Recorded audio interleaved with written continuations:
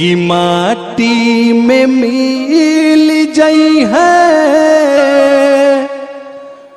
सुघर शरीरिया हो,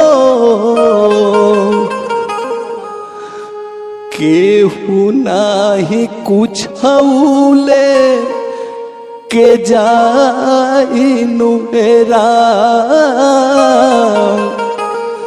केहू नाही कुछ हौले के जाइनु हेरा।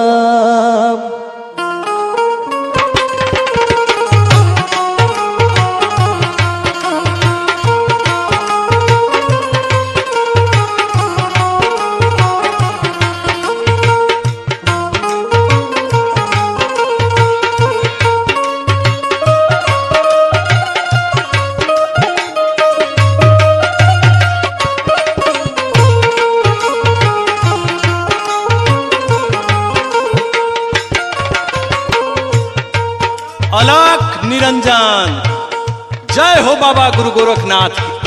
ए बाबा सुना, हम कब्बे से आपके देखत हैं, आप बड़ा करुण भाव में कुछ कहत हुआ बाबा। एक बात आपसे पूछी? पूछा माई। एक बात बतावा बाबा, इतना सुंदर सलोना तो हर चेहरा बा, हाथ पैर से भी हवा, तो बाबा तू घर छोड़ देला, ऐसा का हो गई कि आपके जोगी बने के पड़ गल बाबा? अरे माई, बड़ी लंबी कहानी है। ठीक है बाबा, अगर लंबी कहानी है तो हम सुने चाहती। बाबा आवा यही पेड़ के नीचे बैठा और अपन कहानी हमके सुनावा बाबा, हम सुने के इच्छुक है। ए माई, हम का बताएं, आपन दुख सुना के हम दूसरे के काहे दुखी करी? ना बाबा, एमे दुखी का कौनो बात ना बा। हम कहत है ना, आपका ये करुण भजन सुन करके हमरे दिल में बड़ा दर्द भइल है, तो हम आपका सुने चाहते हैं बाबा। बताई ना, बताई बाबा। ए माई, बतावे लगब तो बहुत समय बीत जाई। फिर भी बाबा वही में से कुछ तो बतावा। तला अगर जबरदस्ती करत हो आप, तो आपके हम बतावत हैं अपन कहानी। बतावा बाबा। मारे बड़ी मार हमके, मारे बड़ी मार हमके, मैं भामतारी, मारे बड़ी मार हमके, मैं भामतारी, बाबुओ जी बुझल ना हमरो लाचारी।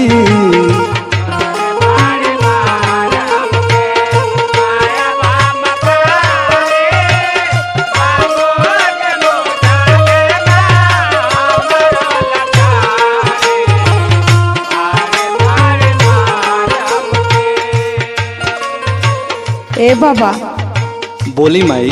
आपका शुरुआत इतना दर्द भरल है, आगे का भइल बाबा? जब हम पैदा भइले तो हमार माई मर गई। गांव जवार के लोग ताना देवे लगल कि अरे ये तो पैदा भइल तो अपने माई के खा गयल। आपसे हम का बताई माई, सुनी। बतावा बाबा। माई तो मर गईली हमारा जनमते, गौवा के लोग ताना देत रहे हमके।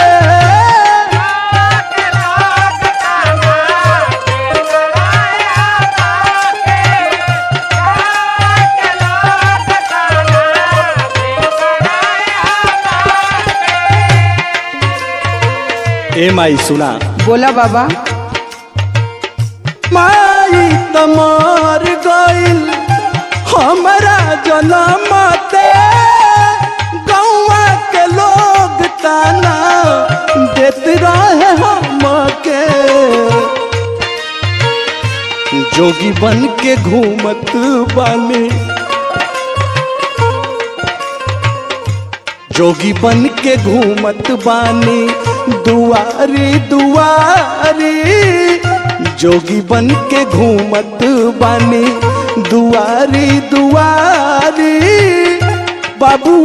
बूझले ना हमरो लाचारी।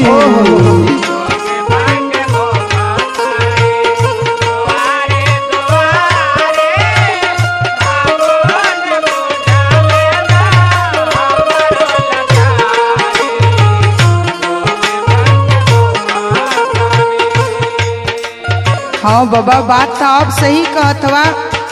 आपके बाबूजी के सोचे के चाहत रहल। खैर, आपका बाबूजी ना सोचलन दूसर बियाह कैला। ओ मैभा माई से आप पीड़ित भइला तो कोनो जरूरी ना रहल बाबा कि आप जोगी हो जा। ए माई, इतने ना, आगे तय और कुछ माई हमरे संगे कैलक। बतावा बाबा। चूल्हा चौका बर्तन कुल्ही कम करवावे, खाना न देवे हमके भूखले सुतावे।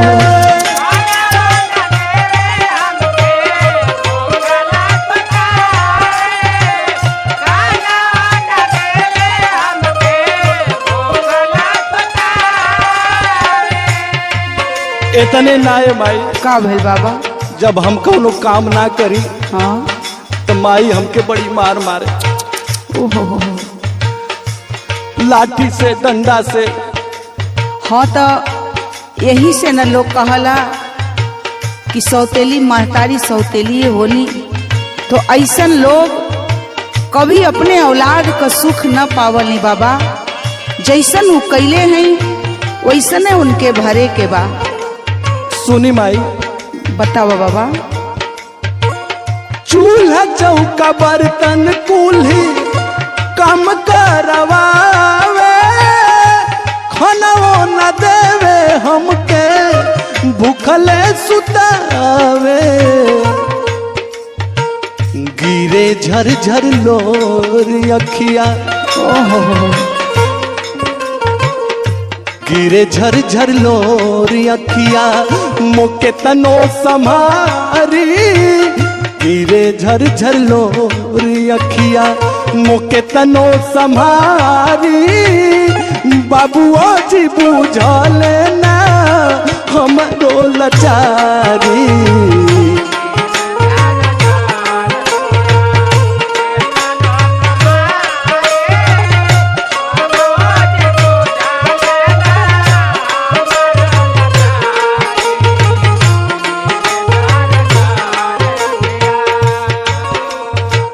एक बात जानत हुआ बाबा, बोली माई। एमे सबसे बड़ गलती अगर केहू का बा तो तोहरे बाबू का बा। अरे माई, हम बाबू के कैसे गलत ठहराई? काहे? अगर वो ब्याह करके लिए अइला तो का उनके पता ना रहल कि हमारे वो औलाद भी बा? ए माई, बाबू तक काम पर चल जाए, माई का हमरे संगे करे उनके कुछ पता ना चले। काहे बाबा, आप ना बतावत रला हा? ना माई। आगे का भइल बाबा? बचपन त बीतल कसहू आइल जवानी। इहे बाटे बबलू राज भर के कहानी।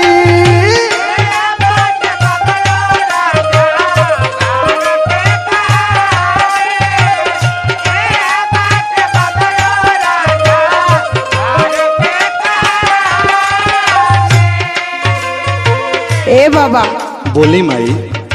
बचपन बीत गई, जब आप जवान भइला तो कोनो जरूरी रहल कि जोगी बन के दर बदर भिक्षा मांगा? अरे कोनो काम धाम सिखले होता, काम धाम करके अपने जीवन का गाड़ी आगे बढ़ौले होता। ए माई, ई मोह माया से हम मुंह मोड़ लेनी। अच्छा, ये बात बा। बाबा गुरु गोरखनाथ की शरण में जाके जितना सुकून हमके मिलल, बाहरे बाबा गुरु गोरखनाथ। बचपन त बीतल कसहू आइल जवानी। इहे बाटे बबलू राजू भर के कहानी। मोह माया दिहली हम त चित से उतारी। मोह मोह माया दिहली हम तो चित से उतारी, बाबुओ जी बुझल ना हमरो लाचारी।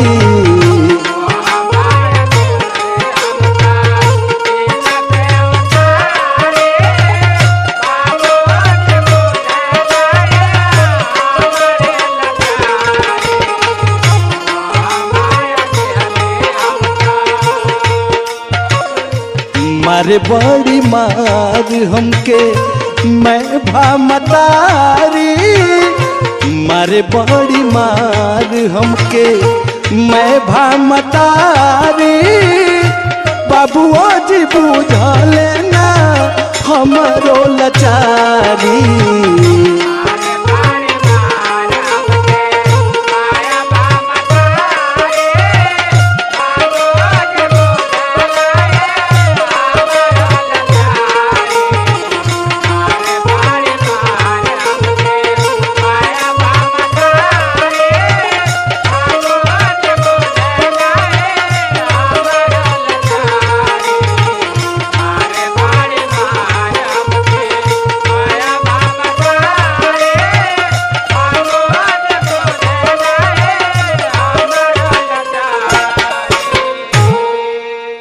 हाँ बाबा, आप बिल्कुल सही कहला कि आपका कहानी में बड़ा दर्द बा। ए माई, कहानी तो सुन लेलू आप, अब भिक्षा दा हम जाई। ठीक है बाबा, चलिए हमरा घरे, हम आपके भिक्षा देते हैं। चलिए।